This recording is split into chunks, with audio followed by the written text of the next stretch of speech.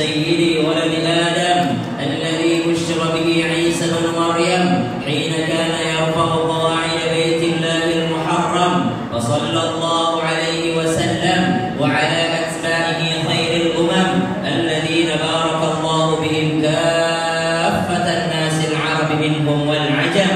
فالحمد لله الذي أنزل على عبده الكتاب ولم يجعل له عوجا قيما لينذر بأسا شديدا من لدنه ويبشر المؤمنين الذين يعملون الصالحات أن لهم أجرا حسنا.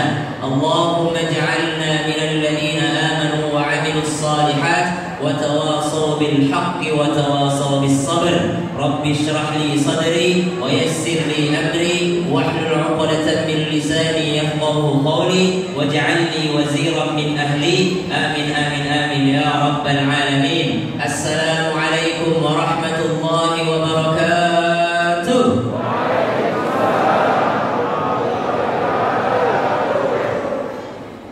لو كان بيننا الحبيب لدنا القاسي والقريب بالطيبة قبل المغيب غالبا قرب الحبيب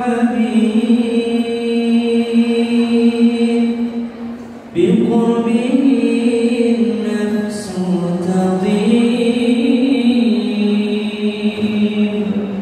وتدعو الله فيجيب أنوار طه تغيب بلغنا لقاه يا مجيب يا حبيبي يا محمد يا طبيبي يا ممجد أنت ذو الفضل المؤيد جل من صلى عليك. Jamaah, oh jamaah, alhamdulillah, masya Allah, akhirnya bisa tabligh akbar, walaupun terlambat sedikit.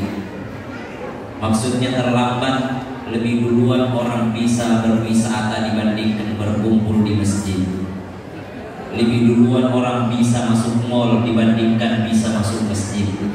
Tapi alhamdulillah ala kulli hal, akhirnya kita bisa berkumpul di masjid.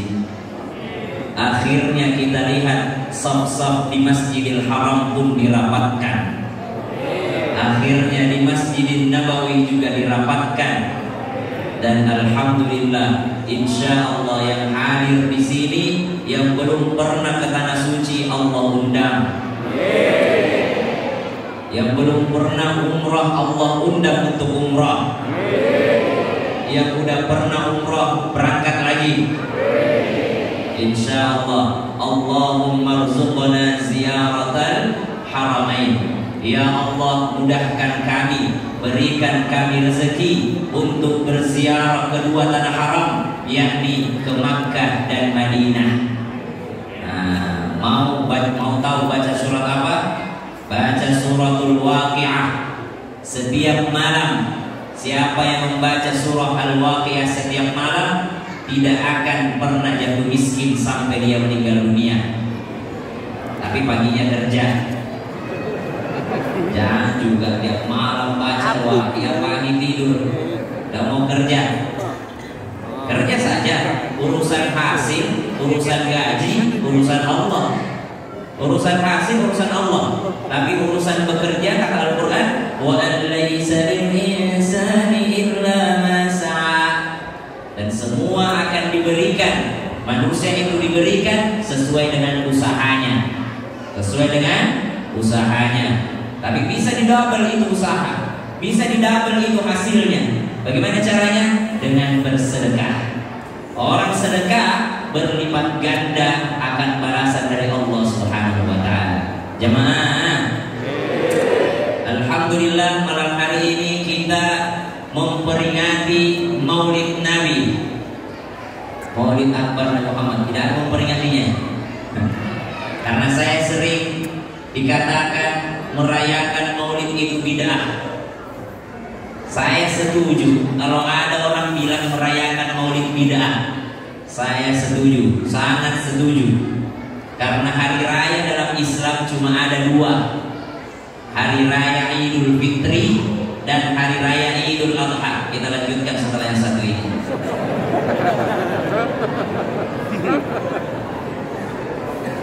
Pintar, Masya Allah. Semoga menjadi hafil Al-Quran. Ya, jadi anak-anak lah disuruh itu yang akan menjadi penerus kita. Jangan remehkan anak muda. Saya senang di sini. Yang depan ini anak-anak muda. Banyak pengajian itu yang tua-tua di depan. Ya, awalnya saya mau ceramah tentang semangat Nabi. Pas saya lihat jamaahnya tua-tua, terpaksa saya ceramah tentang kematian. Saya mau suruh semangat ke masjid, yang paling depan tua-tua. Nggak usah, suruh banyak zikir saja. Jemaah, alhamdulillah. Kalau dibilang perayaan Maulid bid'ah, saya setuju. Karena hari raya Islam cuma ada dua. Hari raya Idul Fitri dan hari raya Idul Adha. Tapi kalau dibilang memperingati Maulid Nabi, maka itu beda cerita, bosku. Kalau merayakan, apa bedanya Ustaz? Merayakan dengan memperingati. Kalau hari raya tidak bisa bergeser. Idul Fitri, tanggal berapa Idul Fitri?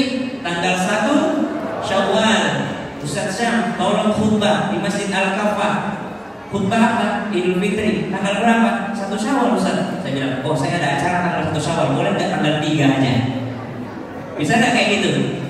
Nggak bisa. Kenapa? Karena Idul Fitri 1 Syawal. Mesti 1 Syawal. Nggak bisa 3 Syawal. Nggak bisa 5 Syawal. Nggak bisa 10 Syawal. Nggak bisa. Harus 1 Syawal. Hari raya. Merayakan Idul Adha tanggal berapa? 10 Dzulhijjah. Boleh nggak kalau digeser Idul Adha jadi 13 Dzulhijjah atau 16 Dzulhijjah atau 20 Dzulhijjah atau di bulan Muharram? Nggak bisa, karena hari raya merayakan. Maka kalau hari raya Islam cuma ada dua, hari raya Idul Fitri dan hari raya Idul Adha. Apa bedanya dengan peringatan? Peringatan Maulid, bukan perayaan Maulid. Kalau peringatan mau tanggal 12 Rabiul Awal jadi, mau Maulid di bulan Muharram jadi, mau Maulid di bulan Ramadan terserah, mau Maulid tiap malam terserah. Kalau peringatan itu bedanya peringatan dengan perayaan. Kalaupun ada yang mengatakan Ustaz Maulid itu bid'ah, ya udah ganti aja judulnya, tidak usah Maulid, kajian Sirah Nabawiyah. Kajian Sirah Nabawiyah. Kalau dikasih kajian Sirah Nabawiyah, Pak hadir dia tuh yang bilang Maulid bid'ah, pasti datang, oh bukan Maulid, kajian Sirah, padahal sama aja, cuma beda judulnya aja. Jamaah, tapi saya bangga melihat jamaah yang hadir, Masya Allah, tabarakallah. Apalagi bapak yang pakai kacamata hitam di belakang, Masya Allah, paling ganteng banget sendiri. Saya khawatir bapak nanti protes, pulang ke rumahnya cerita sama istrinya, Bu, saya datang di Masjid Al-Kafah, penceramahnya penceramah nasional, tapi panitia tidak siap. Kenapa? Tidak dinyalakan lampu. Padahal bapak yang salah. Jemaah, jangan marah ya Pak ya. Kita foto sebentar, Pak. Foto berdua kita. Sini.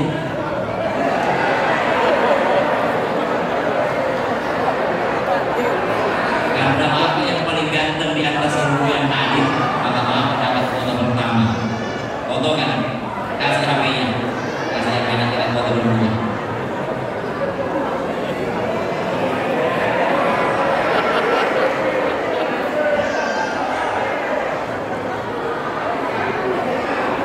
Terima kasih banyak. Satu-satunya selama karir saya ceramah, baru kali ini ada yang hadir ceramah malam hari dalam masjid pakai kacamata ganda. Barakallahu lakum, Pak. Jadi berapa meter tikar mau disuruh, Pak? Insyaallah bercanda. Jamaah, mencintai Rasulullah Sallallahu Alaihi Wasallam. Masya Allah, malam hari ini banyak maulid diadakan di mana-mana. Bagaimana kita mencintai Rasulullah? Saya tidak usah ceritakan bagaimana kelahirannya Nabi. Semua insya Allah tahu. Anak SD SMP tadi pagi di sini juga. 12 Rabiul Awal pada tahun gajah Nabi lahir. Ya. Sekarang bagaimana kita mencintai Rasulullah Sallallahu Alaihi Wasallam? Suatu ketika Rasulullah Sallallahu Alaihi Wasallam bersama dengan para sahabat. Kata Rasulullah Sallallahu Alaihi Wasallam, dia angkat tangannya. Siapa mau ambil 5 nasihatku? Nabi begini, siapa mau ambil 5 nasihatku? Ada yang fokus, ada yang tidak fokus. Pada saat Nabi seperti begini, saya bilang begini, besok saya mau umrah, saya mau ikut. Ada yang bilang, oh saya. Mungkin ada di antara jamaah yang mau bilang begini, ada, tadi apa sih? Emang tadi ngomong apa sih? Mungkin seperti itu. Ada yang fokus, ada yang bilang saya, ada juga yang bilang, tadi Ustaznya ngomong apa sih? Tadi emang diajak ngapain sih? Nah, pada saat Nabi mengangkat tangannya, saya ingin memberikan nasihat kepada kalian, wahai para sahabatku, siapa yang mau mengambilnya? Siapa yang mau mengambilnya? Para sahabat ada yang perhatikan, ada yang tidak terlalu perhatikan. Ternyata yang pertama angkat tangan dan berdiri adalah Sayyidina Abu Hurairah radhiyallahu anhu. Orang yang paling banyak meriwayatkan hadis. Sayyidina Abu Hurairah yang paling dekat dengan Rasulullah dan memang paling hebat Abu Hurairah. Abu Hurairah itu pernah masuk masjid begini, Pak. Dia masuk masjid lewat belok kanan, bingung, balik lagi, bingung. Didekati sama sahabat, ya Abu Hurairah, Abu Hurairah, ngapain kau di situ? Mau masuk masjid aja repot, kok bolak-balik? Apa yang membuatmu kebingungan? Apa jawaban Abu Hurairah? Saya sedang mengingat-ingat di mana tapak kakinya dulu Rasulullah. Saking maunya mengikuti semua apa yang dilakukan Rasulullah. Karena apa yang dilakukan Rasulullah itu selamanya akan jadi sunnah. Contoh, di antara kita ada perbedaan kunut dan tidak kunut. Nah, kata mazhab yang lain, kan Rasul tidak selamanya kunut. Kata mazhab Syafi'i, walaupun tidak selalu kunut, sekali dilakukan Nabi akan jadi sunnah selama-lamanya. Contoh Senin Kamis, Nabi selamanya Senin Kamis? Tidak. Kadang juga Nabi tidak puasa Senin Kamis, tapi sekali dilakukan Nabi maka menjadi sunnah selama-lamanya untuk umatnya. Nah, makanya dalam mazhab Syafi'i kunut terus. Tidak usah kita berdebat. Apalagi kalau cuma masalah kunut saja. Orang sudah temukan vaksin, kita masih kunut dia bahas. Orang sudah temukan vaksin, kita masih kunut kita bahas. Jangankan kunut, Pak, qomat aja berbeda-beda qomat. Ada yang pakai 17 kalimat seperti Syafi'i. Allahu Akbar, Allahu Akbar, asyhadu an la ilaha illallah. Abu Hanifah seperti Adam. Dua-dua semua. Asyhadu an la ilaha illallah, asyhadu an la ilaha illallah. Dua-dua semua. Ada juga yang cuma sekali semua. Hayya 'alas shalah, hayya 'alal falah, qad qamatis shalah. Allahu Akbar, Allahu Akbar, la ilaha illallah. Qomat, masalah qomat saja. Jangankan qomat, qiraat Al-Qur'an. Alhamdulillahi rabbil alamin, ar-rahmanir rahim, maliki yaumiddin. Yang lebih ekstrim lagi, ihdinas siratal mustaqim, siratal ladzina an'amta 'alaihim ghairil maghdubi 'alaihim waladdallin. Kata orang Indonesia, sesat imamnya ini. Pasti ISIS. Padahal itu salah satu riwayat.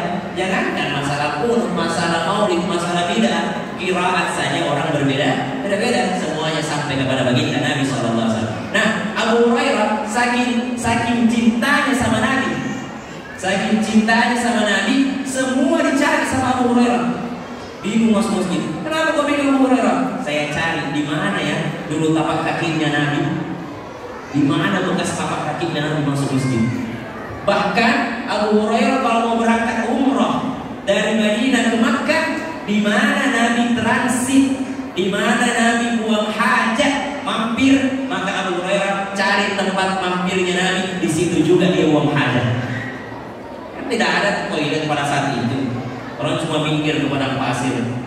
Abu Hurairah cari itu. Oh, saking dekatnya dengan Rasulullah SAW.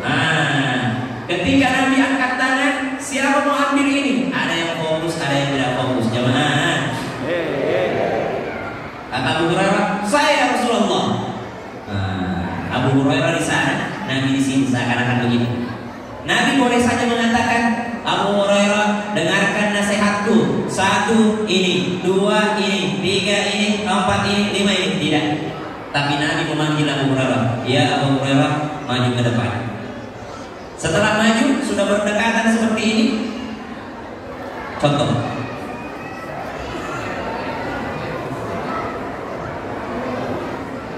Sudah berdekatan dengan Rasulullah SAW, Nabi apa langsung menasehati? Tidak. Nabi ambil tangannya, baru dikasih tahu nasihatnya. Ambillah nasihatku ini untuk kau amalkan. Atau kalau kau belum mengamalkan, ajarkan kepada orang yang mau mengamalkan. Apa maksudnya? Inilah bukti suatu ilmu. Ilmu itu kalau kita mau membuktikan kita sudah dapat ilmu atau belum, apakah kita sudah mengamalkan? Kalaupun belum kita amalkan, apakah kita sudah mengajarkan? Jadi kalau ada ilmu Pak, share ulang. Kalau kita dapat ilmu, bagikan ulang. Dapat pengajian di masjid, pulang sampaikan kepada anak-anak, sampaikan kepada pasangan, sampaikan kepada orang tua. Nah, itu baru ilmu. Ilmu itu disampaikan. Ada maksud apa Bapak main sini? Pasti muridnya Pak Ustaz, ya kan? Kalau sombongnya, NU banget. Saya tanya dulu, Imam Syafi'i NU atau Muhammadiyah? Tahu dari mana? Duluan lahir Imam Syafi'i daripada NU yang ikut Imam Syafi'i. Jamaah, jadi jangan bilang begini, tidak perlu tolong di sana, pasti masjid Muhammadiyah. Bukan gitu jawabannya. Jangan kayak gitu. Tidak berilmu kalau gitu. Ilmu disampaikan atau diamalkan atau dua-duanya. Bagaimana cara Nabi? Abu Hurairah, dengarkan nasihatku. Bukan hanya berdekatan. Tidak usah dipegang, tidak terbang itu, tidak bakal terbang. 29 tahun saya pakai, tidak terbang. Ya tidak usah dijaga terus. Kenapa tidak usah dijaga? Terbang itu. Yakin? Tidak usah dijaga kan? Sampingnya. Nah, tadi tangannya. Pegang. Bekas.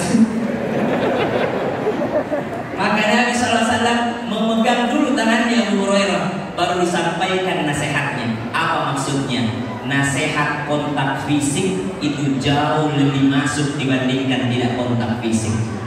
Ada orang tua, ke masjid sana. Udah azan ke masjid sana. Sangat berbeda ketika orang tua datang. Nah, sholat jauh berbeda. Guru-guru kami, ulama-ulama itu kalau nasihatin kita kalau baru ketemu, apa kabar? Dipegang terus. Tidak lepas tangannya sambil menasehati. Beda ketika menasehati dengan menyentuh tanpa menyentuh. Maka Rasulullah salah satu sunnah Nabi ketika menasehati orang itu dipegang. Bagaimana Rasulullah mendoakan Sayyidina Hamzah, Allahumma tsabbit, ya Allah kuatkan keimanannya, dipegang pakai kontak fisik. Mendoakan Sayyidina Umar, didoakan dipegang.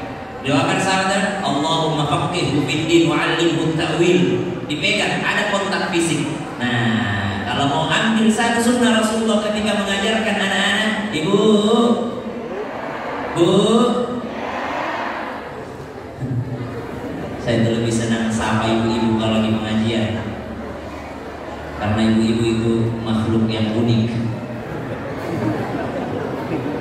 Ya Bu ya. Masya Allah, tabarakallah.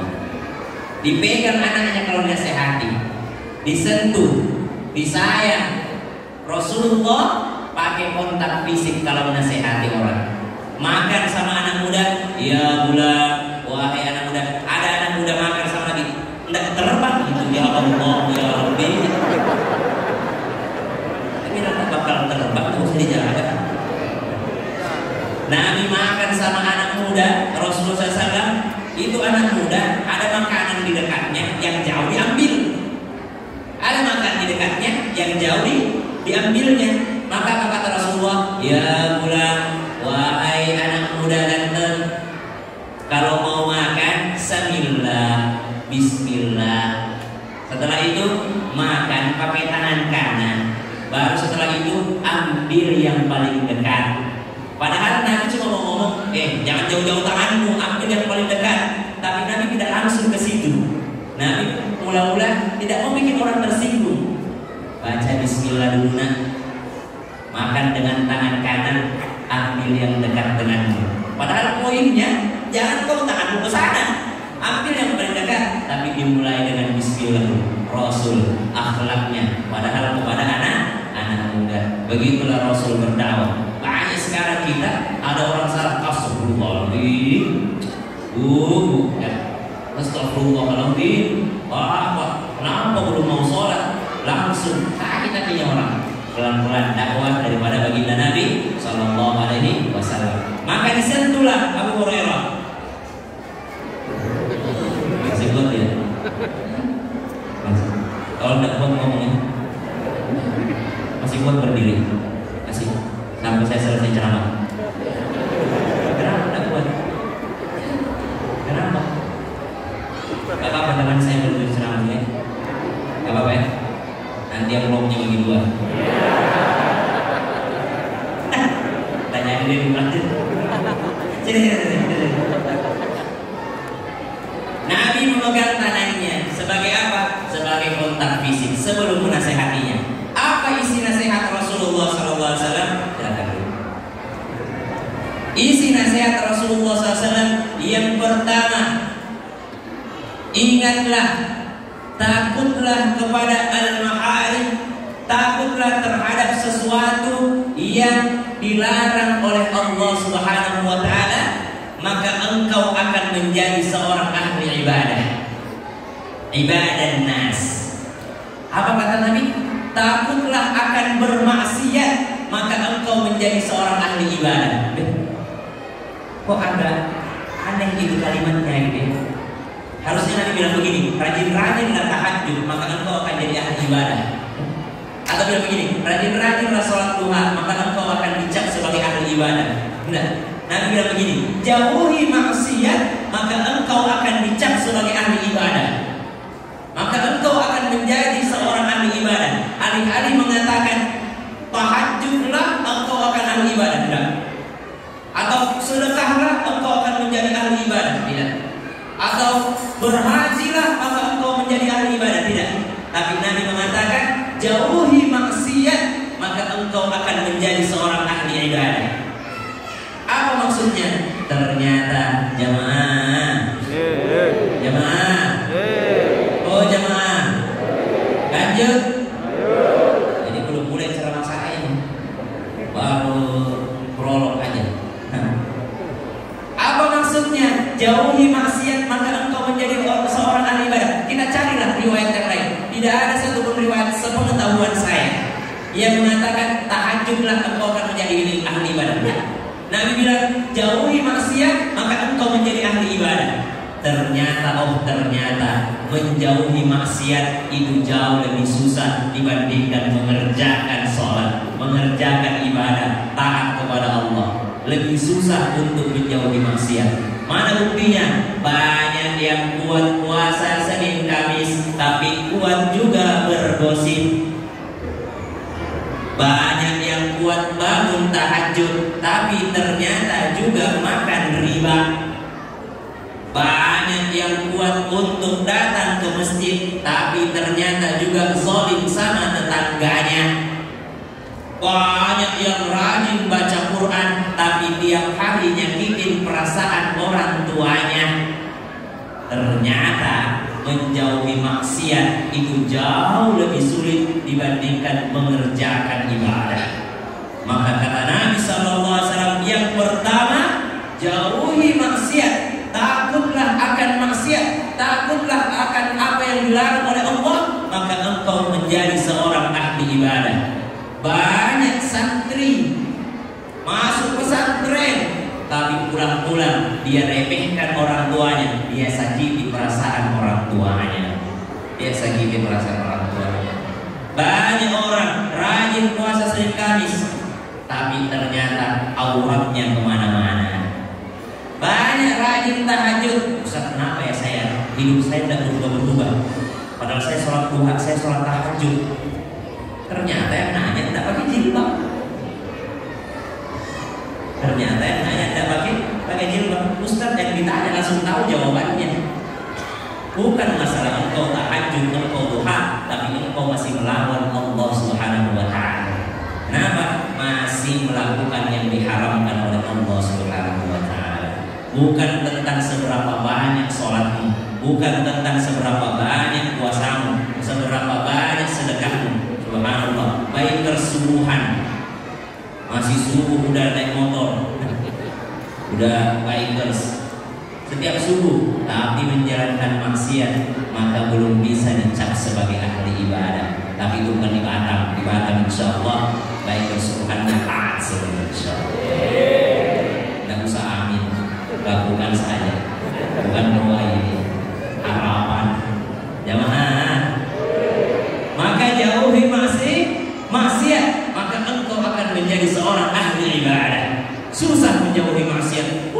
Setengah mati kita jaga hafalan, baru keluar sudah celana pendek kita lihat, baru keluar sudah maksiat yang kita lihat. Maka subhanallah, jauhi maksiat, jauhi yang diharamkan Allah, kata Nabi. Nasihat pertama, supaya apa? Supaya engkau menjadi seorang ahli ibadah. Inna salata tanha 'anil fahsya'i wal munkar. Salat itu sesungguhnya mencegah daripada perbuatan keji dan munkar. Jamaah, lanjut. Ini kita dalam rangka mencintai Nabi. Sahabat itu cinta sama Nabi. Beberapa contohnya seperti misalnya sahabat dalam perang Uhud, ya.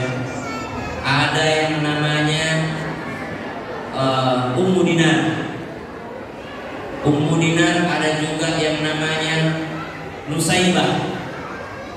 Nusaibah ini para medis, tim medis pada peperangan Uhud.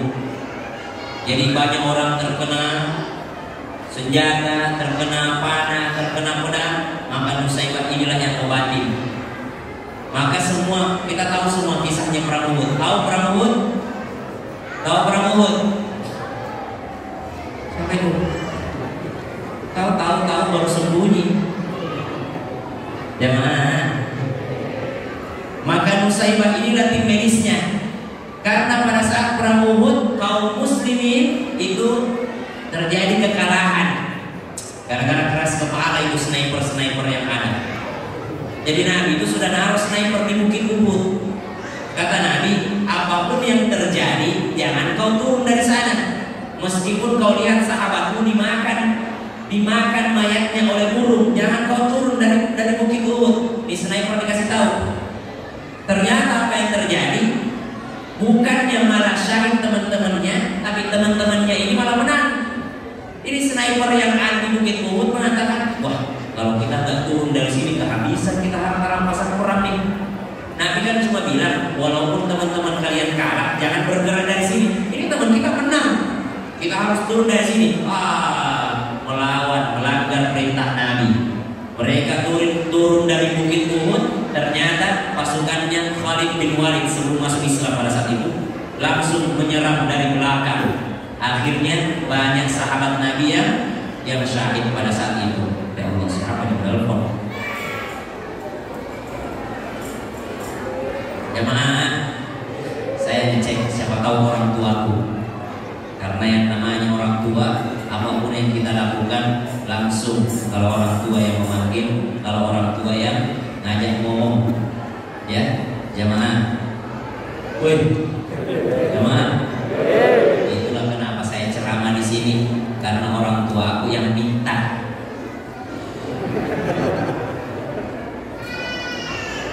Assalamualaikum. Halo. Halo. Halo. Ya. Ya. Ceramah Kak, sudah dulu nah. Assalamualaikum. Jamaah. Kata bapakku, ini pesannya bapakku. Kalau ada orang menelpon, tidak ada namanya, justru itu yang diangkat. Karena siapa tahu emergency penting, masuk akal sih, tapi nyusahin juga kalau kayak saya Bang. Setiap orang tidak kenal diangkat, rata-rata menawarkan asuransi. Paling susah itu di bola itu. Jamaah. Maka Nusaibah pada saat itu banyak yang terkena luka-luka. Nusaibah mencari Rasulullah Sallallahu Alaihi Wasallam. Terlihat baginda Nabi Sallallahu Alaihi Wasallam sedang diserang.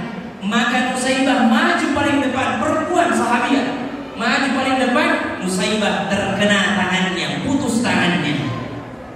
Putus tangannya Nusaibah. Anaknya Nusaibah ada di situ pada saat itu. Ummi, ibu. Siapa yang tidak terluka melihat ibunya disiksa? Anaknya mengatakan, ibu. Apa kata ibunya? Jangan kau pedulikan saya, lindungi Rasulullah. Jangan kau pedulikan saya, lindungi Rasulullah SAW. Subhanallah. Seorang wanita. Ada lagi seorang perempuan, namanya perempuan yang hadir. Namanya sahabiah. Kalau perempuan sahabiah. Kita lanjutkan setelah dia pulang dari toilet.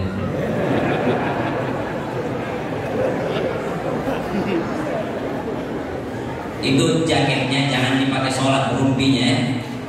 Kalau ada tulisan di belakang, ini baca sebuah, ada tulisan di belakang, jangan dipakai sholat, lipat dulu.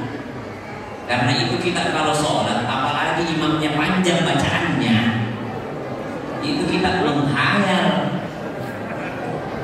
Wah, apalagi kalau Ustaz baca wal fajri atau panjang bacaannya imam, itu yang di belakang yang tidak hafal, tidak lain dan tidak bukan, karena sudah selesai Al-Fatihahnya, mau ikut bacaan imam tidak hafal, terpas sampai dia baca semua tulisan yang ada di depannya.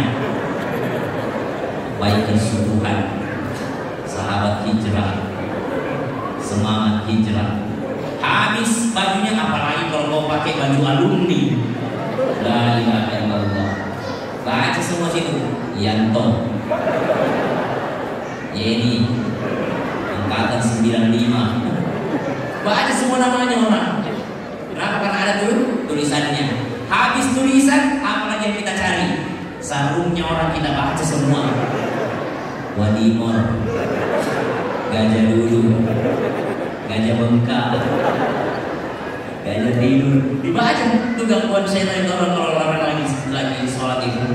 Makanya gimana caranya? Baca ta'awud ya. Sayyidina Utsman pernah nanya, ya Rasulullah, saya ini kalau sholat ini banyak was-was, banyak pikiran. Saya baca ta'awud ya. Allahu Akbar. A'udzubillahi minasyaitonir rajim. Atau di tengah-tengah.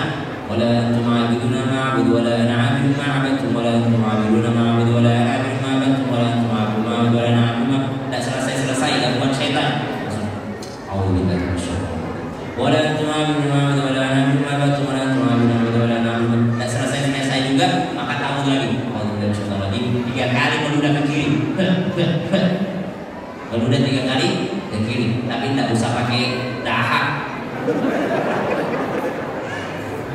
Pada saat sholat tidak berjamaah aja. Kalau ada jamaah sebelah kiri, lupa tidak konsen. A'udzubillahi minasyaitonir rajim. Ada orang samping jamaah. Itu atau baca surah An-Nas sebelum sholat. Atau ada doanya, Rabbi a'udzubika min hamazatis syayatin wa a'udzubika rabbi ay yahdurun. Jamaah. Ada namanya Ummu Dinar. Setelah terdengar peperangan Uhud ini banyak yang syahid, banyak yang meninggal dunia, maka perempuan-perempuan yang keluarganya berangkat saat peperangan di Madinah, itu mereka nungguin kabar.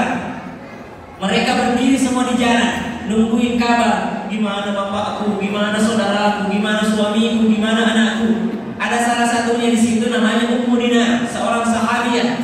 Maka Ummu Dinar ini berdiri di sana nungguin, karena anaknya pergi berperang, suaminya pergi berperang, saudaranya pergi berperang, orang tuanya ikut berperang, keluarganya ikut berperang. Maka satu persatu sahabat pulang dari peperangan yang selamat. Maka semua lewat, akhirnya ada yang mendekat Ummu Dinar. Isbir ya Ummu Dinar, sabar, sabar wahai Ummu Dinar, suamimu syahid. Langsung dia berdoa, ya Allah, berikanlah rezeki syahid terhadap suamiku. Bagaimana dengan Rasulullah? Bagaimana dengan Rasulullah? Datang lagi sahabat yang lain, datang lagi kepada Ummu Dinar. Isbir nafsak, sabar wahai Ummu Dinar, anakmu syahid.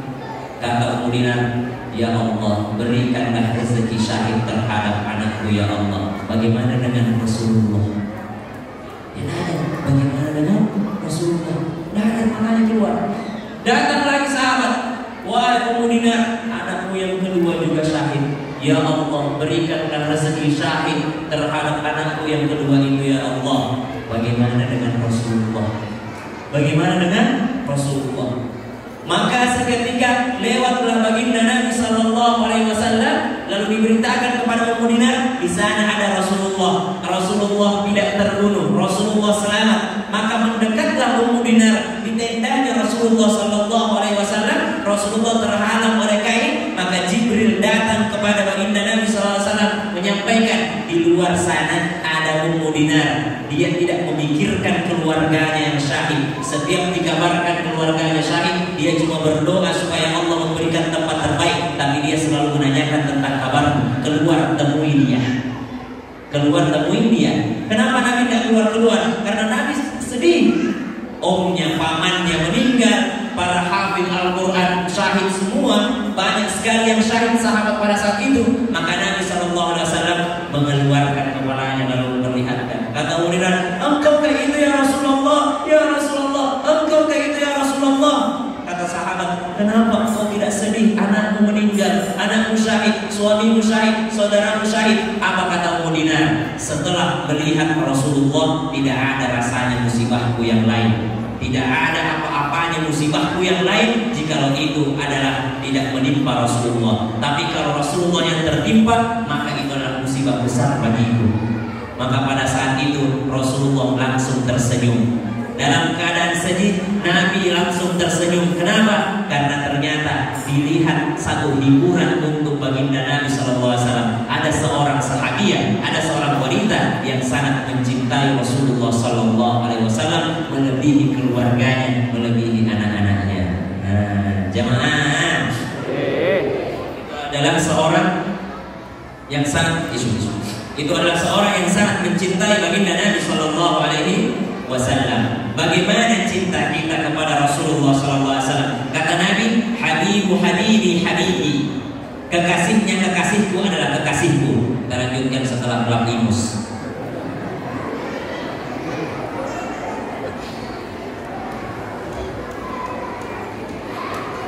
Lanjut. Tidak ada rasanya influenza batuk kalau sebanyak ini jamaah. Saya akan ceramah sampai 11:30. Ini belum mulai ceramahku ini. Jamaah. Oh jamaah. Kekasihnya kekasihku adalah kekasihku, kata Nabi. Maksudnya apa? Kita mencintai yang mencintai Nabi, itu berarti mencintai Rasulullah.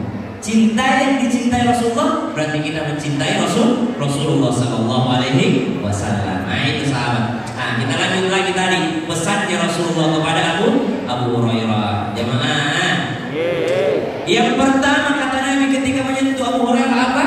Takutlah terhadap maksiat, takutlah terhadap apa yang diharamkan Allah, maka engkau akan menjadi seorang ahli ibadah. Yang kedua kata baginda Nabi Sallallahu Alaihi Wasallam, ridholah, relalah terhadap pemberian Allah, maka engkau akan menjadi manusia paling kaya. Yang bikin kita merasa miskin itu karena kita capek sendiri. Capek kita tidak rela terhadap pemberian Allah. Wa idh ta'adzana rabbukum la in syakartum la azidannakum wa la in kafartum inna 'adzabi lasyadid. Kata Allah dalam surah Ibrahim, kalau kau bersyukur pasti aku akan tambahkan. Jemaah, ibu-ibu, saya tuh lebih sering sapa ibu-ibu daripada bapak-bapak. Karena kalau ibu-ibu, bapak-bapak itu biar nggak disapa fokus dia. Kalau ibu-ibu sudah disapa, masih HP-nya saja dimainin. Contohnya itu jilbab coklat di belakang pakai kacamata. Jemaah, padahal dia sedang mencatat materi. Makanya biasa ibu-ibu itu sen kanan belok, bukan saya yang bilang. Jemaah, oh jemaah, lanjut. Maka ridholah terhadap pemberiannya Allah Subhanahu wa Ta'ala. Suatu ketika ada sebuah tenda di padang pasir. Dari suara tenda ini terdengar, Alhamdulillahilladzi afani mimma btalaka wa faddalani ala katsirin mimman khalaqa tafdila. Segala puji bagimu ya Allah yang memberikan aku sesuatu yang tidak kau berikan kepada orang lain. Segala puji bagimu ya Allah, kau melebihkan aku atas orang lain. Dia berdoa terus begitu, seakan-akan dia yang paling bahagia di dunia. Padahal kalau dilihat cuma tinggal di tenda. Di tenda. Akhirnya seorang ulama penasaran, mendekat dia ke tenda tersebut. Dia penasaran siapa orang yang ada di dalam ini. Pas dilihat orangnya, ternyata matanya buta. Pas dilihat, ternyata tidak bisa bergerak, lumpuh dia. Mulutnya berbicara, Alhamdulillahilladzi afani mimma btalaka wa faddalani ala katsirin mimman khalaqa tafdila. Segala puji bagimu ya Allah yang membuatku lebih baik daripada orang lain, memberikanku lebih banyak daripada kepada orang lain. Subhanallah. Penasaran orang ini, apa yang Allah berikan kepadamu? Tidak bisa melihat, sudah miskin, tidak bisa bergerak, tidak punya apa-apa. Dia bertanya, apa sebenarnya yang Allah berikan kepadamu? Apa kata dia? Memang fisikku tidak sempurna, tapi hatiku selalu mengingat Allah. Di luar sana banyak yang aku kalahkan karena fisiknya sempurna, tapi hatinya melupakan Allah. Berarti saya jauh lebih baik daripada mereka. Karena mereka fisiknya sempurna, hatinya tidak ingat Allah. Saya fisikku tidak sempurna, tapi Allah mengizinkan hatiku untuk selalu mengingatnya. Allahu Akbar. Ridho terhadap apa yang diberikan Allah. Jemaah, termasuk kalau kita mau sedekah harta, uang itu kalau kita mau keluarkan, kalau kita mau sedekah, uang itu bakal ngomong. Dia ngomong begini uang tersebut. Harta al-mal yang kita keluarkan, dia akan mengucapkan beberapa kalimat. Yang pertama, uang itu akan ngomong begini, dahulu aku sedikit, hari ini kau membuatku berlipat ganda. Kalau kita keluarkan uang itu akan berbicara, hari ini aku sedikit, dahulu aku sedikit, tapi hari ini engkau membuatku berlipat ganda. Punya uang 2000, uang 2000 itu akan ngomong, sekarang aku 2000, tapi engkau membuatku berlipat ganda. Kenapa? Allah katakan dalam Al-Quran, Mathalul ladzina yunfiquna amwalahum fi sabilillah kamathali habbatin anbatat sab'a sanabila fi kulli sunbulatin mi'atu habbah wallahu yudha'ifu liman yasha' wallahu wasi'un 'alim. Dilipat gandakan sama Allah Subhanahu wa Ta'ala apa yang kita keluarkan. Jemaah, jadi kalau misalnya jemaah nyumbang 1 meter saja karpet di masjid ini, Allah lipat gandakan menjadi 700 meter. Allahu Akbar. 1 meter. Berapa 1 meter ini? 1 juta. Berapa yang 10.000 saja satu orang ini. Dan 10.000 terlalu sedikit. Masa mau masuk surga 10.000? Masuk bioskop saja berapa? Mau masuk surga 10.000? Tapi Allah itu asy-syakur, ya. Allah itu asy-syakur. Apa itu asy-syakur? Maha berterima kasih, maha membalas kebaikan. Allah itu berterima kasih kepada kita. Pernah dengar kisah seorang perempuan ahli maksiat? Perempuan ahli maksiat pulang bermaksiat, ada anjing kehausan, dia ambil sepatunya, dikasih minum anjing tersebut, Allah tetapkan dia jadi ahli surga. Padahal kebaikannya cuma satu, kasih minum anjing. Allah maha berterima kasih, Allah maha bersyukur. Kasih minum anjing dapat surga, apalagi karpet. Saya tidak bantu panitia. Saya tidak dipesan, tidak ada panitia ngomong ke saya, Ustaz tolong lelang karpet, tidak ada. Ada yang ngomong ke saya? Tidak ada kan? Tidak ada sama sekali yang ngomong ke saya. Tapi saya lihat aneh karpetnya, kok cuma 3 ini 3 saf, padahal jamaahnya banyak. Saya sholat subuh di sini jamaah sampai 6 saf, 7 saf. Banyak jamaah di Al-Kafah ini. Kalau mau nyumbang masjid, cari masjid yang banyak jamaahnya. Cari juga masjid yang saldonya selalu sedikit. Berarti dipakai saldonya. Daripada ada masjid saldonya dipakai banyak, tapi saldo doang. Tidak tahu kemana uangnya. Tidak ada perubahan masjidnya. Saya ke Al-Kafah, 2 kali saya ke Al-Kafah, udah ada perubahan. Ada rumah karpet lagi, tambah dingin juga. Subhanallah, cari masjid yang begitu. Sumpah, karpet saya 1 meter, saya setengah meter, saya tidak apa-apa. Saya 1/10 meter saja, dari 100.000 tidak apa-apa. Maka itu akan menjadi pahala jariah. Allah maha berterima kasih kalau kita memberikan di jalan Allah. Yang pertama, uang itu akan ngomong, karpet ini akan ngomong. Dahulu aku adalah sedikit, namun hari ini engkau membuatku berlipat ganda. Itu kalau kita keluarkan uang kita. Matalul ladzina yunfiquna amwalahum fi sabilillah kamathali habbah. Tapi jamaah, yang namanya sedekah itu bukan hanya prasyarat. Kalau sholat kan cuma prasyarat tuh. Apa prasyaratnya sholat? Harus suci dari najis, suci dari hadas, harus berwudu, ya. Bagi yang hadas besar harus mandi, baru bisa diterima sholatnya. Kalau tidak ada syarat-syarat itu tidak bisa diterima sholatnya. Kalau sedekah itu pasca syarat, setelahnya ada syaratnya, ya. La yusbi'una ma anfaqu mannan wala. Jangan mengikutkan setelahnya manna wala ada, menyebut-nyebut pemberianmu, menyebut-nyebut pemberian. Itu Al-Kafah itu saya kasih karpetnya begitu. Ada cerita begini, ini kisah nyata ini. Ada seorang donatur, ini donatur ini nyumbang marmer. Saking takutnya ria, dia tidak mau sholat di situ. Dia kasih marmer, dia pindah. Dia izin, boleh nggak saya ikut sholat sama Ustaz? Kenapa tidak mau sholat situ? Ini Ustaz, saya habis menyumbang sebenarnya, tapi saya ragu. Jangan sampai saya sholat di situ diumumkan nama saya bangga. Jadi saya sangat menghindarinya.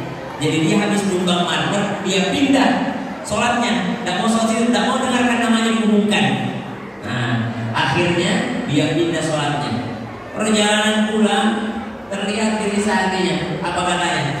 Benar-benar itu ya, gangguan syaitan itu kalau kita bersedekah ya. Saya memang tidak sholat di situ, tapi hatiku selalu bertanya, udah diumumkan belum dia nama aku? Udah diumumkan belum dia nama aku? Nah, subhanallah, namanya menyumbang, namanya kita mengeluarkan, itu pasti ada badan syaitan. Tapi itu dilawan, latihan, dilawan. Orang nyumbang pakai nama, jangan langsung bilang dia ria. Tangan kanan memberi, tangan kiri selfie. Tangan kanan memberi, tangan kiri selfie. Belum tentu dia. Atau ada orang nyumbang tidak pakai nama, belum tentu juga dia ikhlas. Urusan ikhlas ria itu urusan dia dengan Allah yang tahu. Kita tidak boleh menilai manusia, sangat-sangat tidak boleh. Ada orang nyumbang pakai hamba Allah, karpet Al-Kafah 10 meter. Hamba Allah tidak mau disebut namanya, tapi pas diumumkan dia colek kemana? Bro, saya itu. sengaja saya.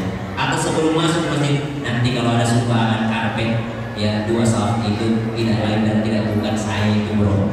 Cuma saya nggak mau sebut nama karena saya takut teriak, sama aja. Gimana? Atau ada orang yang tulis nama, belum tentu dia lihat. Dia tulis namanya Syamsuddin Nur, nyumbang 10 saf. Sengaja dia tulis namanya untuk apa? Supaya kasih tahu para pengusaha. Mahasiswa saja sumbangannya segini. Tahu pengusaha masa sumbanganmu tidak ada? Itulah biasa trik yang dipakai pengurus masjid. Saya bocorkan hari ini. Dia pasang itu donatur paling atas paling atas. Jadi kepada yang selanjutnya malu dia kalau ngasih sedikit. Padahal belum tentu itu nomor 1 itu ada. Untuk mancing jamaah. Lanjut ya. Maka harta itu akan berbicara. Dahulu aku sedikit, maka hari ini engkau membuatku berlipat ganda. Yang kedua dia ngomong, dahulu aku yang engkau jaga, hari ini aku yang menjagamu. Ibu, Bu, kalau ada uang di dompet 10 juta, ibu mau nggak kira-kira tasnya jauh-jauh dari ibu? Nggak mau. Ibu jagain hartanya. Kalau ada ibu yang jagain harta kalau masih ada sama kita, maka kita yang menjaganya. Maka kata harta tersebut, dahulu engkau yang menjagaku, setelah engkau sedekahkan, aku yang menjagamu dari api neraka. Aku yang menjagamu dari api neraka. Subhanallah. Siapa yang tahu ketika kita nyumbang karpet misalnya, atau nyumbang sesuatu, ternyata itu sebab kita terhindar daripada api neraka. Yang ketiga kata harta yang kita keluarkan, nah subhanallah, apa kata dia? Dahulu aku tidak abadi. Dahulu aku tidak abadi. Berapa banyak orang yang bangga dulu dengan iPhone 10-nya. Pas keluar iPhone 11, tidak bangga lagi dengan iPhone 10. Keluar iPhone 12, makin ketinggalan iPhone X. Keluar lagi iPhone 13. Tidak bangga lagi dengan iPhone sebelumnya. Subhanallah. Maka tidak abadi yang namanya harta. Tidak abadi, tapi akan menjadi abadi ketika kita mengeluarkan harta tersebut. Nah subhanallah, siapa yang malam ini mau ngasih 1 saf? Aduh, ciri-ciri jamaah kita orang-orang ikhlas. Tidak mau mengumumkan di sini. Nanti setelah ini dia hubungi panitia. Insya Allah. Jamaah. Oh jamaah. Alhamdulillah.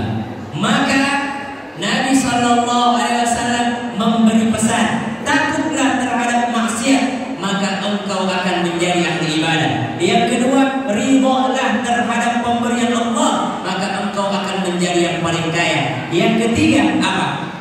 Berbuat baiklah terhadap tetanggamu, maka engkau akan menjadi mukminan, orang yang paling aman. Bu, ibu, oh ibu, tetanggaku di sini, saya anggap tetanggaku di sini, karena ada rumahnya mertuaku di sini. Mertuaku tinggal di Bogor. Tidak pernah ketakutan ikan cupangnya kelaparan, karena baik tetangganya. Tidak pernah ketakutan mertuaku burungnya itu kelaparan, karena baik tetangganya. Tidak ada gunanya Pak CCTV kalau kita jahat sama tetangga, tidak ada gunanya. CCTV terbaik adalah mulut tetangga. Saya kasih tahu, CCTV terbaik. Daripada bapak mahal-mahal sewa security, beli CCTV sisi kanan sisi kiri, lebih baik bapak beli nasi padang, bagi kiri kanan depan belakang tetangga, aman rumah. Makanya kata ulama, membeli rumah itu al-jar qabla dar. Beli tetangga dulu, baru beli perumahan. Dulu waktu perluasan kota Makkah ini kisah nyata. Jadi Masjidil Haram itu mau diluaskan, ya. Masjidil Haram mau diluaskan. Jadi orang-orang disuruh pindah. Ada rumah-rumah warga di situ. Orang-orang disuruh pindah. Kenapa? Mau diperluas Masjidil Haram. Maka silakan pindah. Masjidil Haram mau diluaskan. Silakan pindah Masjidil Haram. Dikasih rumah gratis, disuruh pindah. Tidak ada yang mau pindah. Kenapa? Tidak ada yang mau jauh dari Masjidil Haram. Akhirnya berpikir, gimana caranya supaya mereka pindah ya? Gimana caranya? Akhirnya di dekat Arafah, itu daerah tidak ada bangunan di sana. Tiba-tiba di dekat Arafah dibangun rumah. Rumah siapa dibangun di situ?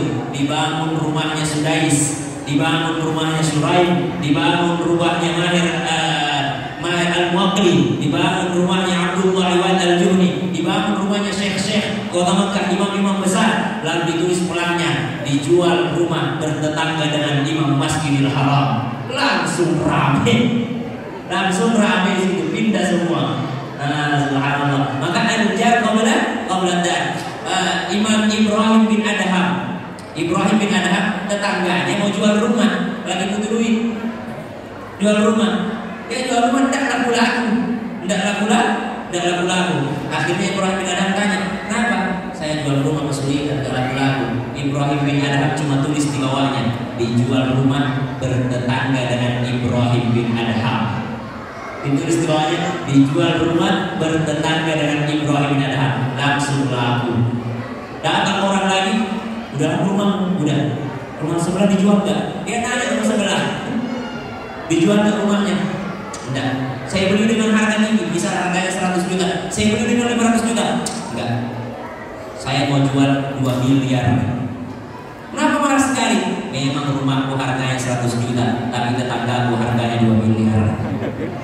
Ibrahim bin Adham, seorang sufi, seorang ulama hebat. Subhanallah. Maka al-jar qabla perbaiki hubungan dengan tetanggamu, maka subhanallah engkau akan menjadi orang yang paling merasa aman. Kata baginda Nabi sallallahu alaihi wasallam. Bahkan Nabi katakan fal yukrim jarah, muliakan tetangga. Kenapa disuruh muliakan tetangga? Karena tidak semua tetangga baik. Kenapa ini posisinya di tetangga hebat banget nih? Sampai disebut dalam nasihat yang hebat. 5 nasihat yang hebat, tetangga pun masuk di dalamnya. Kenapa tetangga masuk? Karena tidak semua tetangga baik. Jadi butuh keimanan kepada Allah Subhanahu wa ta'ala. Kenapa saya baik sama tetangga? Walaupun tetangga saya rese, karena Allah yang suruh, karena Nabi yang suruh. Jadi tetangga yang rese itu ladang pahala. Kalau tetangga baik, tidak butuh hadis, tidak butuh ayat, pasti kita baik juga sama dia. Tapi kadang-kadang ada juga tetangga yang tidak baik. Jamaah. Oh jamaah. Alhamdulillah. Maka yang pertama, jauhi maksiat, maka engkau akan menjadi seorang ahli ibadah. Yang kedua, maka engkau ridho terhadap apa yang diberikan Allah, maka engkau akan menjadi manusia paling kaya. Yang ketiga, perbaiki hubunganmu dengan tetangga, ahsin, perbaiki, muliakan tetanggamu, subhanallah, maka engkau akan menjadi manusia yang paling merasa aman. Yang keempat, kata baginda Nabi sallallahu alaihi wasallam, cintailah saudara sesama muslim, maka engkau akan menjadi orang yang paling selamat. Ada satu hadis begini, la yu'minu ahadukum hatta yuhibba li akhihi kama yuhibbu li nafsihi. Tidaklah sempurna iman seseorang sebelum dia mencintai saudaranya seperti dia mencintai dirinya sendiri. Apa maksudnya? Hilangkan iri dengki.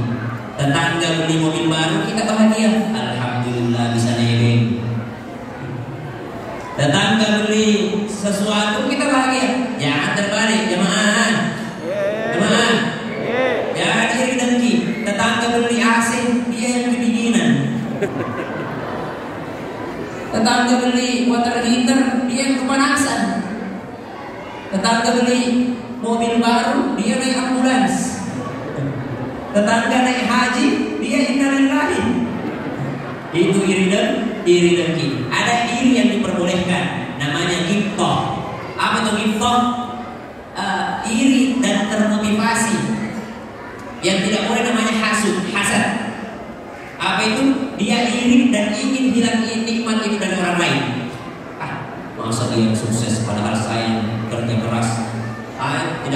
sih orang saya itu ini yang tidak boleh. Tapi kalau TikTok, suksesnya dia gimana ya caranya? Nah, dia nanya. Subhanallah. Maka ini yang diperbolehkan. TikTok hanya tetapi ternyata Ibu Liza, bagaimana ya caranya Ibu Liza dapat menantu gitu? Nanya sama Ibu Liza. Kenal Ibu Liza nggak? Kenal Ibu Liza nggak? Mertua aku itu di belakang. Nah, tetangga Ibu Liza jangan iri yang jelek, hasut. Cantikan anakku daripada anaknya, masa anaknya bisa dapat. Tapi gitu, apa tuh gitu? Nanya ke Bu Liza, Bu Liza, gimana sih caranya biar dapat mantu Ustaz? Kata Bu Liza, diperet. Dikasih salad buah, dibaca-bacain salad buahnya. Nah, tanya doanya. Apa doanya ketika Ibu Liza kasih salad buah kepada Ustaz Syam, sehingga Ustaz Syam tidak bisa berpaling dari jihad? Apa doanya? Tanya, itu namanya gitu. Iri yang diperbolehkan. Cari caranya. Ada orang sukses, tanya caranya. Gimana caranya sukses? Bukan malah menjatuhkan usaha orang lain. Itu hasut. Kalau gitu, mencari cara, belajar. Kok bisa dia sukses? Padahal sama-sama dua mataku, sama-sama dua tanganku, sama-sama dua kakiku. Dia bisa sukses, saya juga bisa sukses. Maka la yu'minu ahadukum, tidak beriman seseorang, tidak sempurna sebelum dia mencintai saudaranya seperti dia mencintai dirinya sendiri. Jamaah. Yang kelima, lanjut. Ini fotoku tahun berapa ini? Oh lari. Waktu itu saya belum pakai beda. Makanya kelihatan giginya. Foto. Sekarang saya sudah pakai beda, sudah selesai, sudah pas. Alhamdulillah. Ini awal-awal saya masuk TV. Waktu saya pakai ini peci, ada kan golongan cocokologi namanya. Dan bilang Ustadz liberal pakai peci tanda salib. Mana ada tanda salib begini? Ada memang itu golongan kita, biasanya itu ibu-ibu Facebook. Sedikit-sedikit tanda, oh ini apa? Azab Allah. Sedikit-sedikit ini pasti fitnah dajjal. Sedikit-sedikit dajjal. Memang kita harus takut akan fitnah dajjal. Makanya kita doa saja. Allahumma inni a'udzubika min fitnatil mahya wal mamat wa min fitnatil masiihid dajjal. Memang kita harus takut, tapi tidak semua dikait-kaitkan dengan dajjal. Suntik vaksin, suntik dajjal katanya. Kalau vaksin dimasukkan tubuh kita, maka kita bisa dideteksi dimanapun kita berada. Memang bisa jadi. Tapi kecil kemungkinannya. Tapi ya kita butuh orang-orang begitu. Tidak seru hidup ini kalau tidak ada orang begitu. Jangan. Masa saya ceramah di Trans TV bilang pakai peci salib. Akhirnya setelah ada komentar begitu, tidak perlu lagi saya pakai peci ini.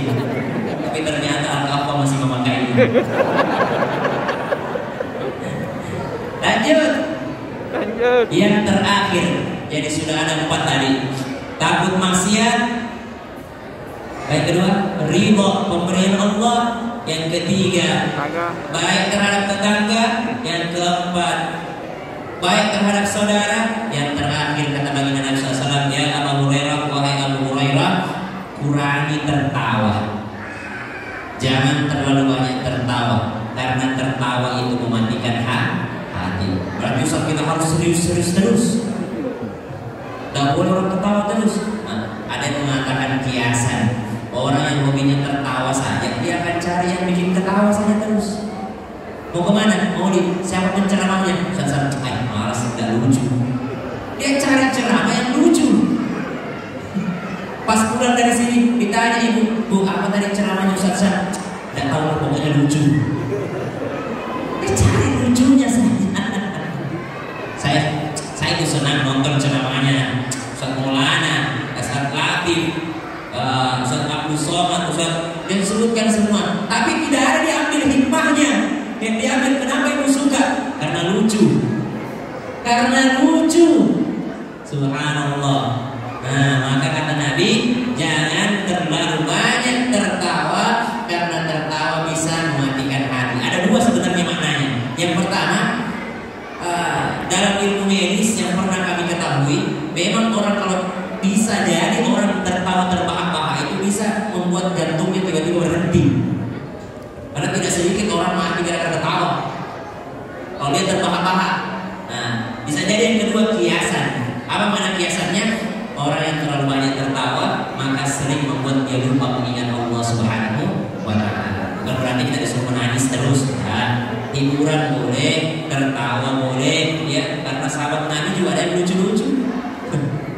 Nabi juga tertawa. Nabi duduk sama Sayyidina Ali, ya, duduk sama Sayyidina Ali. Ketika Nabi makan kurma, Nabi sama Sayyidina Ali, makan juga Sayyidina Ali. Sayyidina Ali iseng, setiap dia makan kurma dia pindahin bijinya. Makan kurma pindahin bijinya, makan kurma pindahin bijinya. Akhirnya sudah selesai, Nabi enggak merhatiin. Akhirnya selesai, kata Sayyidina Ali, tunggu dulu, jangan ada yang berdiri. Kita hitung dulu siapa yang paling banyak makannya hari ini. Ya padahal dia sudah kasih pindah biji kurma ke tempat Nabi. Kata Rasulullah, bagaimana caranya kita tahu? Kata Sayyidina Ali, kita hitung saja berapa biji kurma yang ada di depannya. Dia isengin Nabi, dia kerjain Nabi, dia prank Nabi. Apa yang kata Nabi SAW? Oh bayangkan kita hitung. Kata Sayyidina Ali radhiyallahu anhu, ya radhiyallahu anhu warḍah. Nah, siapa yang paling banyak biji kurmanya? Ternyata yang paling banyak biji kurmanya engkau ya Rasulullah. Apa jawaban Rasulullah SAW? Tidak kalah cerdas Rasulullah. Kata Rasulullah SAW, tunggu dulu. Yang paling banyak makannya hari ini bukan saya. Yang paling banyak adalah engkau. Kata Ali, apa saya? Kalau saya tidak ada. Itulah saking ragusnya engkau, bijinya juga kau makan.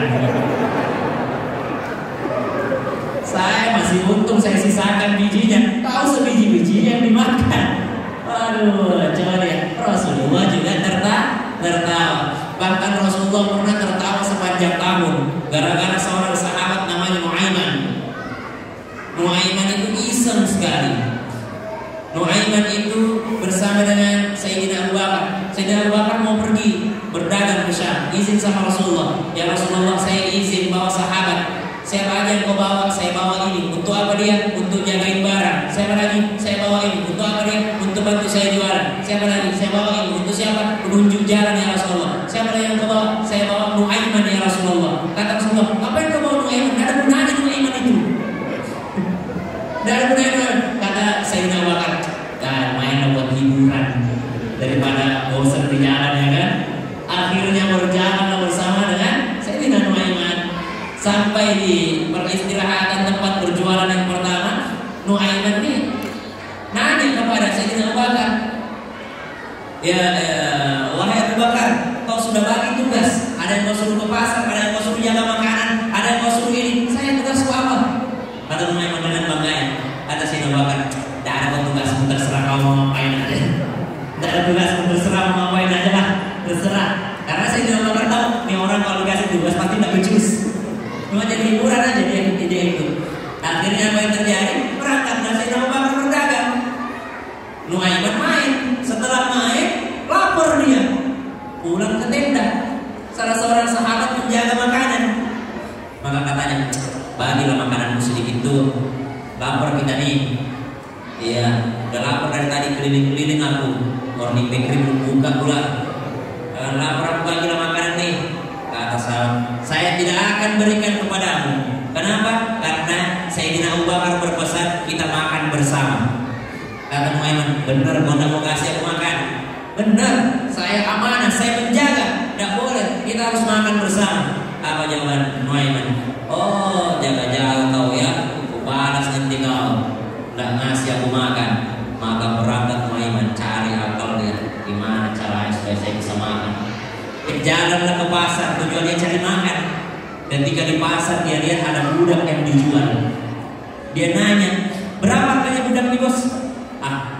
Ambillah 500 dirham. Ini 600 dirham. Ini 700 dirham. Mahal-mahal budak di sini ya, kata Nuaiman. Kok bisa? Saya punya budak sana 50 dirham saja. Di mana? Ada di tenda saya budak saya. Kok bisa 50 dirham harganya? Kok murah kali? Kata Nuaiman, ya begitulah, ada sedikit kekurangannya. Apa kekurangannya? Kata penjual budak tadi. Kekurangannya itu dia selalu merasa diri bahwa dia bukan budak. Padahal dia budak saya. Cuma kadang-kadang kampung penyakitnya dia merasa bahwa dia bukan saya. Dia merasa bahwa dia bukan budak. Dia merasa orang merdeka, padahal dia budak saya. Oh, kata yang mau beli, tidak apa-apa. Yang penting 50 dirham kan? Iya, murah. Dan kemudian kita cek lah. Datang ke sana, ditangkaplah sahabat tadi sama yang mau beli budak tadi. Mana budaknya? Nah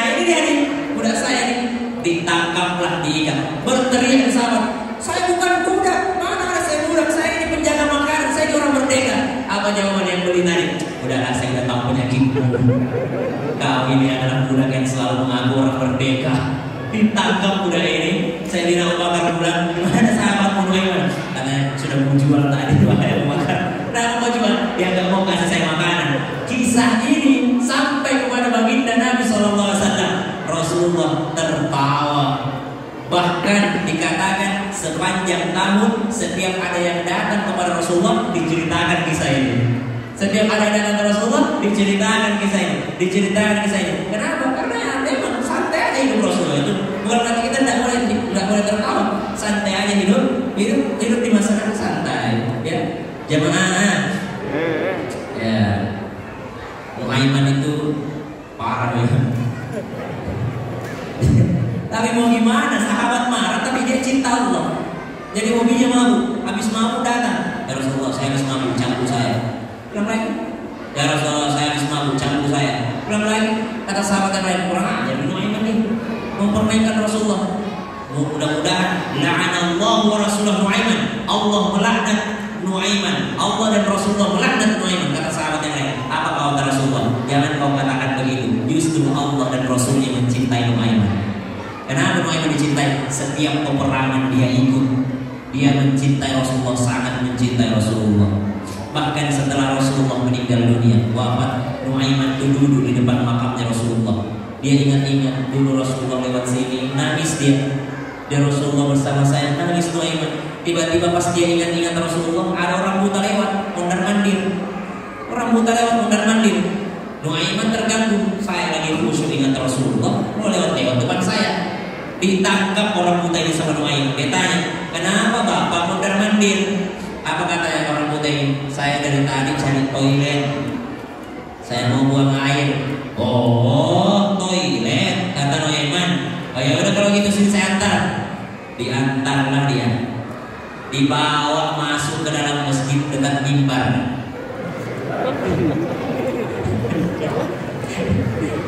Dia bilang pipis tadi itu. Nah ini toilet nih, pipis dari situ. Subhanallah. Sahabat yang lain hampir mukul orang yang buta tadi. Anda tahu bahwa dia orang buta. Pas dia lihat, kenapa bapak pipis di sini? Ini masjid, ini mimbar. Kata orang buta, nggak tahu ada yang antar saya ke sini. Sahabat langsung nebak, tidak lain dan tidak bukan, pasti Nuaiman. Kata orang buta ini, tunjukkan saya di mana Nuaiman. Saya mau membalasnya. Bisa-bisanya dia nanti saya pipis di dalam masjid. Kata orang buta ini. Kata sahabat, Nuaiman itu kalau lagi dicari menghilang. Tapi kalau tidak dicari muncul sendiri. Tunggu saja, Nuaiman itu akan muncul dengan sendirinya. Maka orang buta ini sambil kesel dia cari, mana Nuaiman? Mana Nuaiman? Mana Nuaiman itu? Mana Nuaiman itu? Tiba-tiba ada yang tangkap tangannya. Dia bilang gini, mau cari siapa? Saya cari Nuaiman. Oh Nuaiman, saya tahu di mana dia berada. Ditangkap tangannya, dibawa masuk kembali ke masjid, lalu di hadapannya langsung dipukul. Nah ini di depan ada Nuaiman. Langsung diangkat tongkat di dalam buta dipukuli. Langsung berkerumun sahabat tangkap. Berani-beraninya ada yang memukuli Amirul Mukminin Sayyidina Utsman bin Affan. Yang dipukul ada Sayyidina Utsman bin Affan radhiyallahu anhu warda. Maka kata, kenapa siapa yang memukul ini? Utsman bin Affan. Lah tadi katanya Nuaiman ini. Justru yang mengantarmu ke sini adalah Nuaiman. Justru yang mengantar ke sini adalah Nuaiman. Salah Rasul. Tapi tidak bisa diponis. Kenapa? Karena dicintai Allah dan Rasulnya. Karena dia sangat mencintai Allah dan Rasulullah SAW. Maka momen maulid ini salah satu bentuk cinta kita sama Rasulullah. Beda-beda orang. Ada mungkin golongan yang lain tidak mau maulid, tapi minimal baca sirah nabawiyah. Ada juga kita yang kalau tidak ada maulidnya benar-benar tidak kenal Nabi. Saya tanya tadi anak-anak SD, SMP, hafal anak-anak Nabi? Ada yang jawab pakai lagu. Anak-anak Nabi ada 7 orang, 4 perempuan dan 3 laki-laki. Nah, bisa dihafal. Bagaimana kalau tidak ada maulid sama sekali? Pas saya tanya, hafal personil Blackpink? Hafal semua. Bisa jadi Rose Dison. Hafal 4-4-nya. Anak anak Nabi tidak kenal. Maka momen Maulid momen menunjukkan bahwa kita cinta kepada baginda Nabi Sallallahu Alaihi Wasallam. Kecintaan kepada kita mudah-mudahan dibalas oleh Allah Subhanahu Wa Taala. Dengan apa? Dengan Allah mengizinkan Rasulullah memberikan syafaat kepada kita di yaumil qiyamah kelak. Maka ingat, mencintai Rasulullah itu banyak caranya. Minimal ikuti sunnah Nabi dan jangan mengejek sunnah Nabi. Ya, jangan mengejek sunnah Nabi. Ada orang pakai celana cingkrang, itu sunnah Nabi, pakaian Nabi. Jangan diejek. Banjir di mana Pak? Jangan. Ada yang mungkin tidak mau pakai celana cingkrang masih di bawah mata kaki, tidak apa-apa. Kenapa? Karena Sayyidina Abu Bakar juga melorong kadang-kadang di bawah. Kata Nabi bukan itu, gak apa-apa kalau tidak sombong.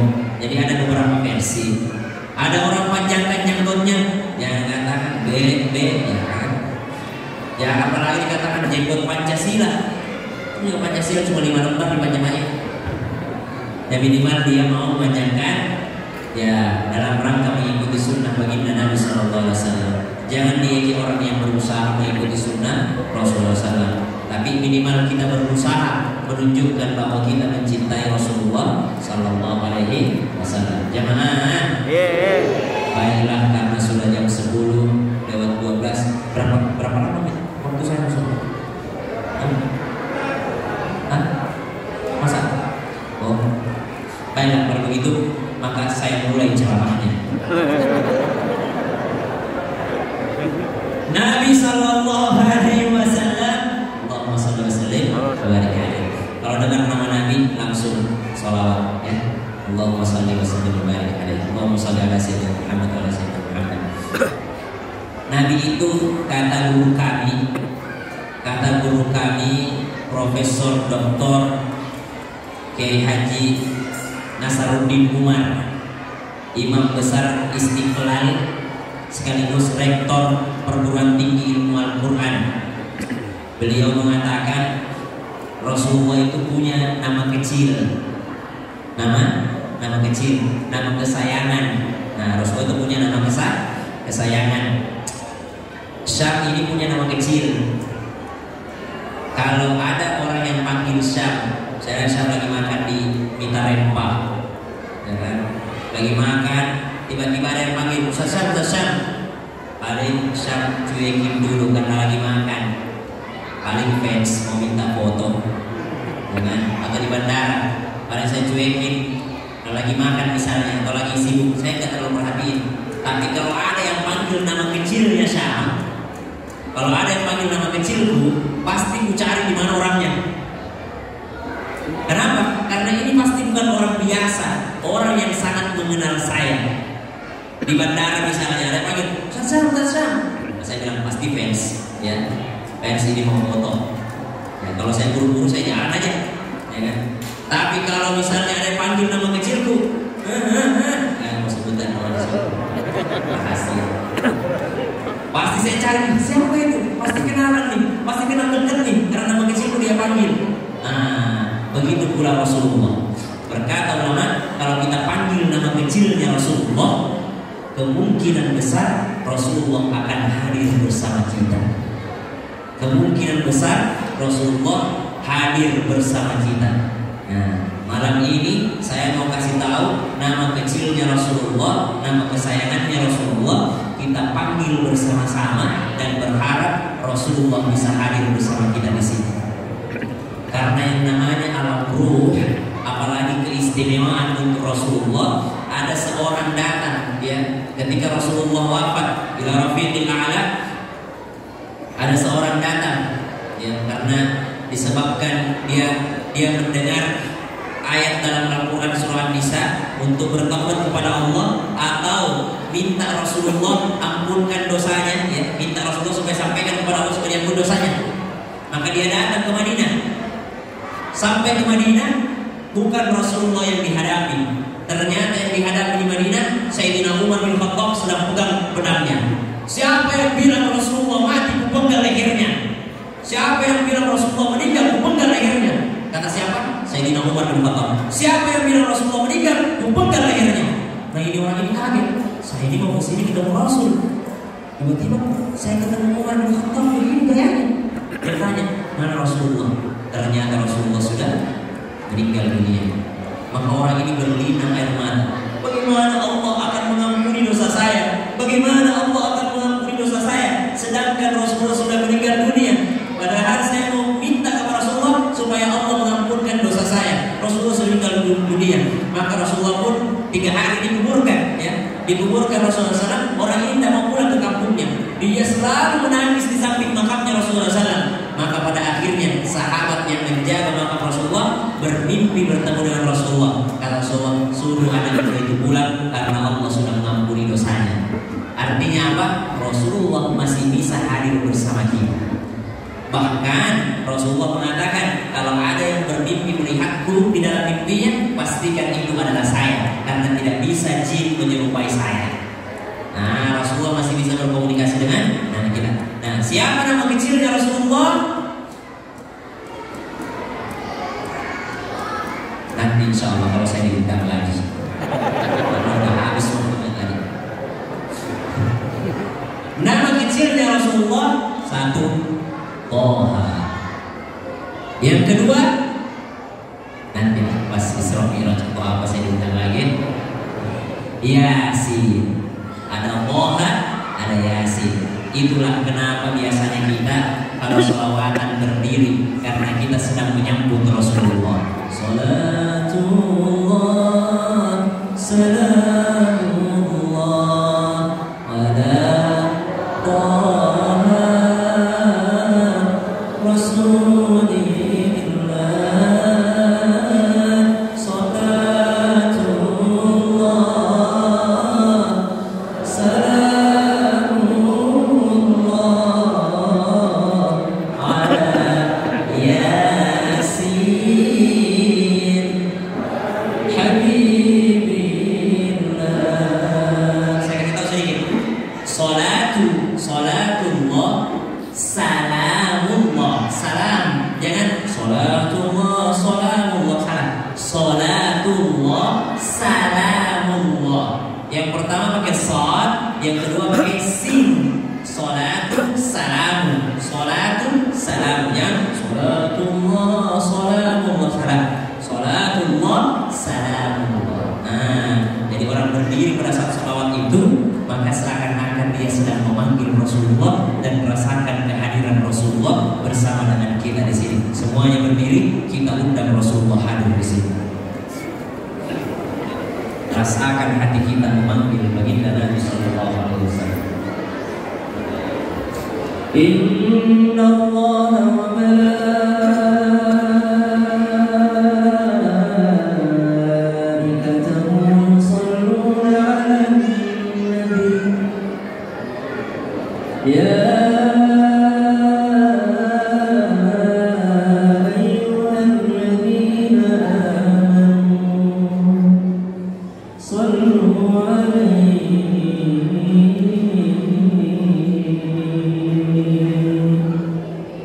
sallu 'alaihi wa sallimu taslima.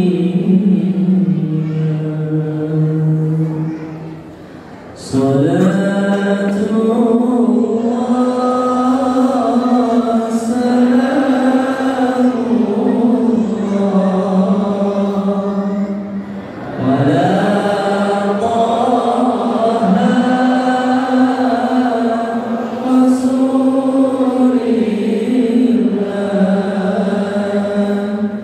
Salatullah, salamullah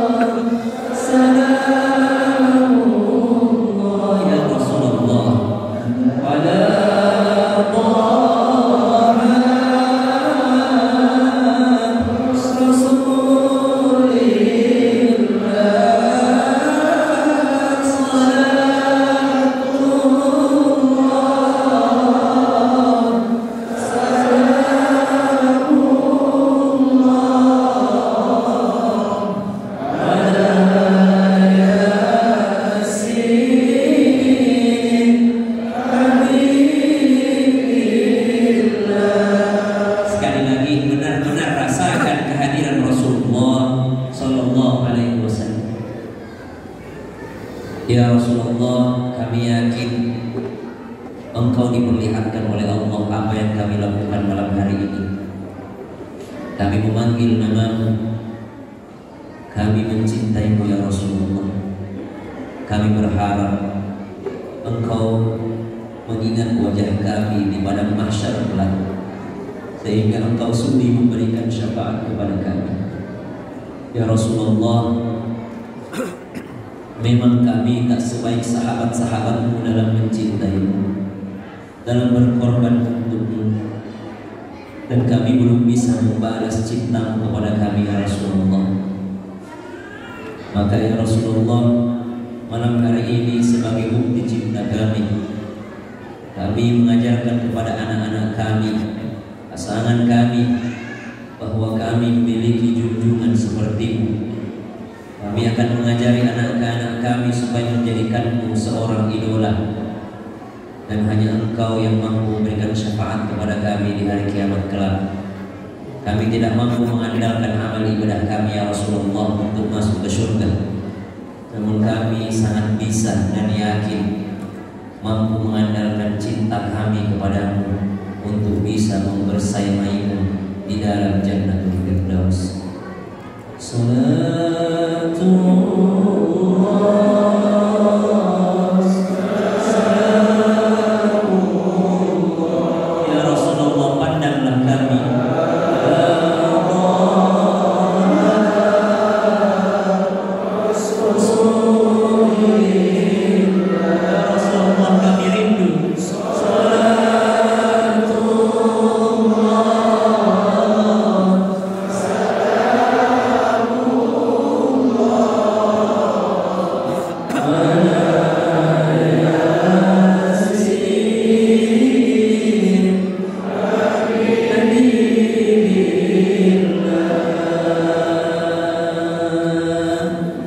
Ya Allah, ya Rahman, ya Rahim, sampaikan kepada kekasih-Mu bahwa kami begitu mencintai-Mu.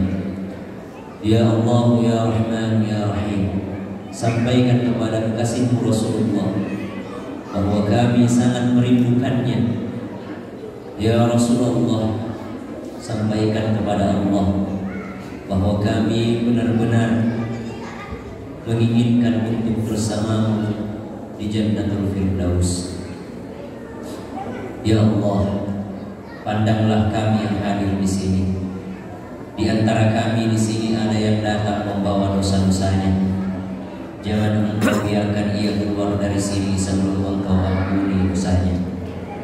Ya Allah, di antara kami di sini ada yang datang membawa penyakitnya. Jangan Engkau biarkan ia keluar dari sini sebelum Engkau sembuhkan penyakitnya. Ya Allah, di antara kami di sini ada yang datang membawa segala hajatnya. Jangan biarkan dia kecewa. Kabulkan segala hajatnya ya Allah.